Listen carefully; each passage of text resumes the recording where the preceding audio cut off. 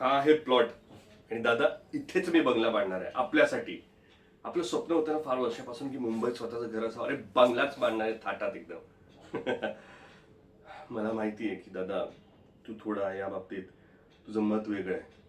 हा, तू प्रामाणिक आहेस, चांगला व्यक्ती आहेस. पण दादा मी कशासाठी करतोय? हा, आपल्यासाठी ना. हा, आपली मदत कुणी केली का? नाही. आठवतात ना ते जुने दिवस, पप्पा मम्मी म्हणजे मला ते दिवस एक भयंकर स्वप्न म्हणून विसरून जायचंय बस. मला फक्त माझी फॅमिली बघायची, त्यांना पुढे न्यायचंय. मग तो कसाही असो. मला माफ कर या बाबतीत. पण या बाबतीत तरी माझे तुझे विचार थोडे भिन्न आहेत. पण शेवटी प्रॉब्लेम काय आहे? काहीच नाही ना. आपण एकत्र राहिलं पाहिजे, हाच एक महत्वाचा माझा एम होता आणि ते आपण साकार करतोय. तर तुझा ह्या गोष्टीला आक्षेप नसावा. फक्त मला तुझी साथ दे. बाकी काय नको. मला तुझी साथ हवी दादा.